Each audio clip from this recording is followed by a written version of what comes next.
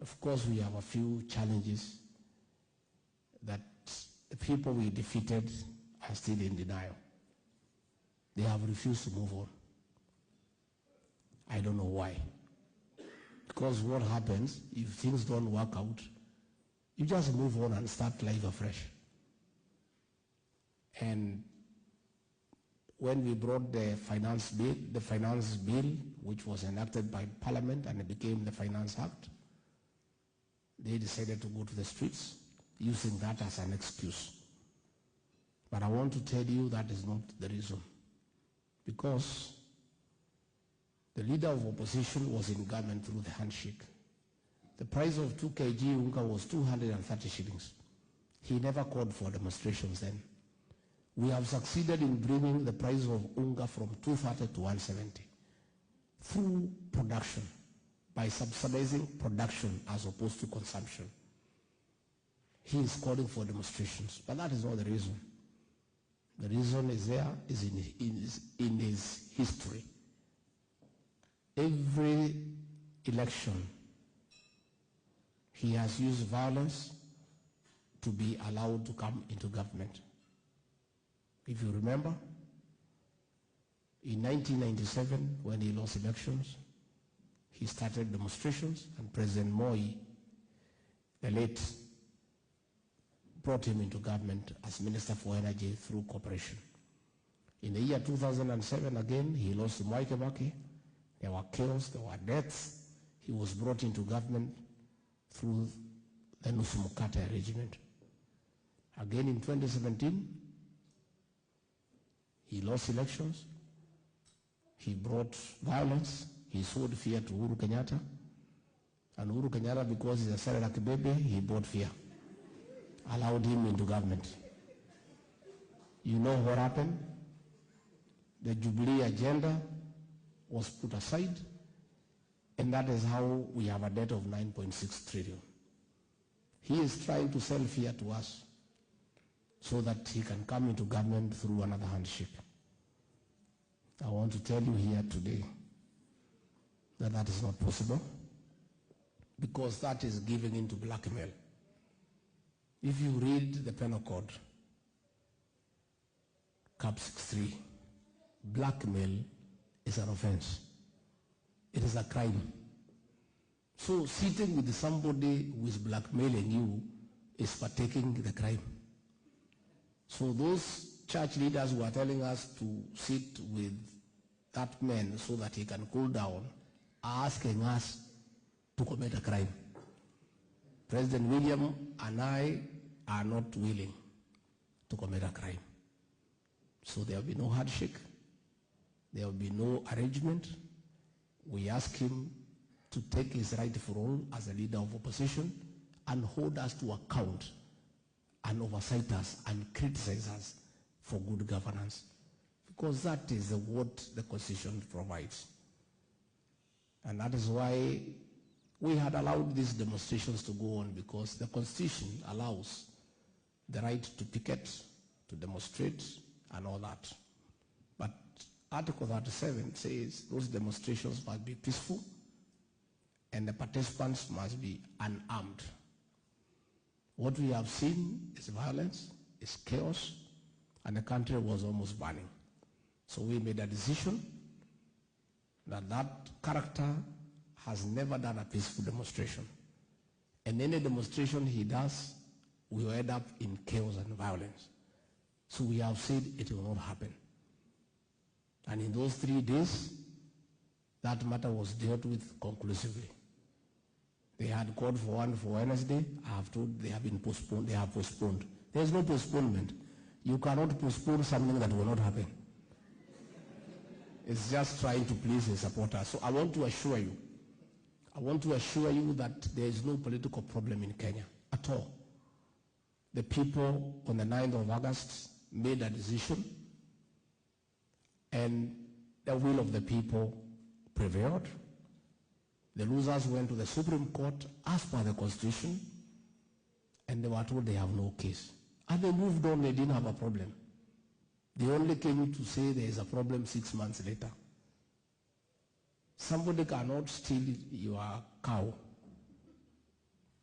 and you find it is not there, and you are okay, then 6 months later you say your cow has been stolen. It's not possible.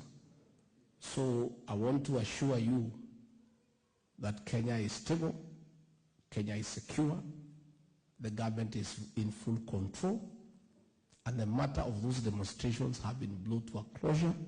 It will not happen again, and we want to appeal to everybody to go back to work. And I want to say in all fairness, I think it is wrong for you to ask other people's children to go and fight the police in the streets and get killed, when your own children, you have sent them to the East African Legislative Assembly to go and legislate. Because you can, what you do, if you think this thing is good and real, let your children be in the forefront. But you cannot use the children of poor people to throw stones, to fight policemen, to loot, to destroy property, to get killed, to get harmed, yet your own children are not there. And in all fairness, I've heard others saying that their work now is to protect their family and their children, and it is good. Everybody should protect his family and his children.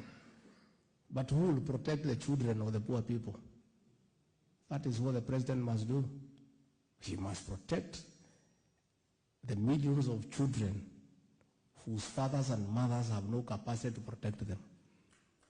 He must protect them, because then they have no money to buy guns. If you can buy guns for your children to protect themselves, that's okay. But what about those parents who cannot afford to buy guns to protect their children? The government must use the guns that they have to protect those children. And that is what is happening. So that we live in a society where there is equality, and everybody has a chance to make a decent living. And everybody must be given a chance, whether you are rich, whether you are poor. Everybody given a chance can be somebody someday. Even yourselves here, you are from all different backgrounds. But you're here in Rome today, in Europe, having a nice time, because there's a God in heaven. And everybody given a chance can bring him or herself here to Rome. All we need to do is create a good environment for the people of Kenya to prevail. And people, when they work hard, they pray to God, they will definitely succeed. So I don't want to go beyond there. Our government is bottom up. The leader spoke, but they didn't tell us their problems. Probably because they were asked by the ambassador to speak. They don't want to say anything that can be a bit uncomfortable. But I'm here now, so you are in no danger. I want now we open the floor to the ordinary people. Those who are the officials speaking here, they have spoken very well. Because I'm here, I would like to know what challenges you have. Is that not right? And you speak, we give several people to tell us if there is something you think the embassy can do to make life much better. If you think there is something our government in Nairobi can do to make life much better, it is good you tell us, because we are here. And since I don't come here every day, take advantage that I'm here and tell us. And tell us, what is it you think our mission here in Rome can do to make your life better? What is it that you think we can do in Nairobi to make your life better? Are you having some challenges that you think the government can intervene and solve them for you? Because if I don't do that, this engagement would not be meaningful. Because I also need to hear all the good things you tell us so that we continue doing them. Where you think we need to do things differently, you tell us so that we are able to make those changes. With those very many remarks, let me introduce my delegation. This is Ezekiel Machogu. He's our minister, our cabinet secretary for education. He was my boss, now I'm his boss. That's the way life works. He was a district commissioner in Nyandarua when I was a DO. I used to salute him, now he salutes me. Hiyo ndio mambo ya Mungu inaendana namna hiyo. We have our governor, Bwana Sang, the governor of Nandi. He is doing the second term. So wewe unajua ukimaliza hapa unitafuta nikupange mbele. Was you on your last term? Then we have Dr. Chris Kipto. He is a principal secretary at the National Treasury. He is the one who is looking after our coffers.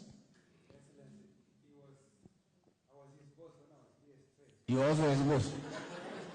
Now he's your boss. Then, of course, we have Pastor Dorcas Rigadi.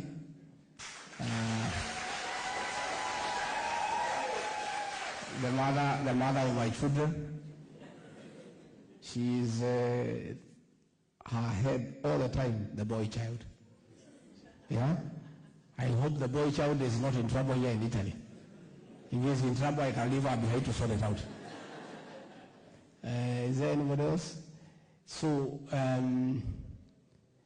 is there now, we can get a few people to scare. If there's something you think, yes, my friend, wapi microphone, patia yule